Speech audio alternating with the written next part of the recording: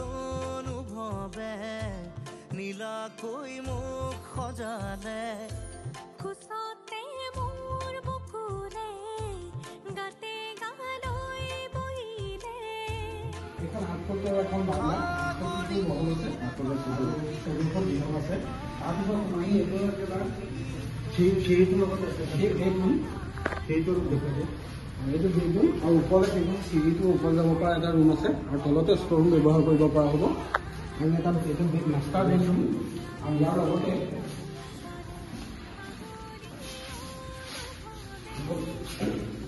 এটা মাষ্টাৰ বেডৰুমৰ লগতে এটেচ মানে এটা লেট্ৰিন বাথৰুম আছে খুব ধুনীয়াকৈ কৰা আছে আৰু ইয়াৰ টাইলছৰখিনি সাংঘাতিক এটা এইটো 10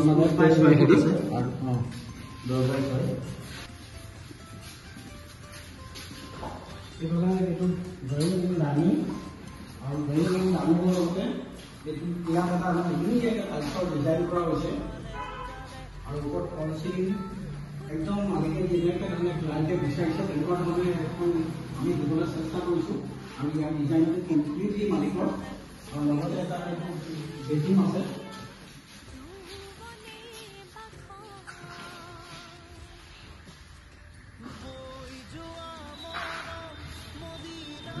লগতে ইয়াতে এখন গ্লাছ ডোৰ হ'ব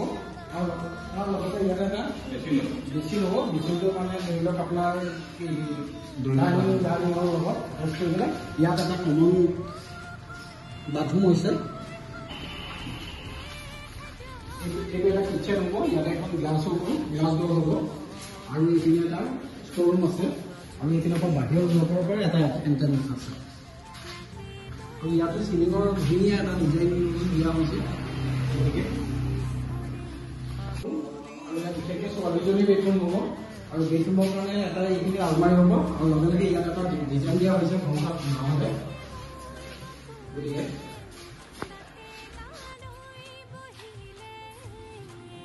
এইটো সোমাই এইটো এটা বাথৰুম আছে আৰু বাথৰুমটো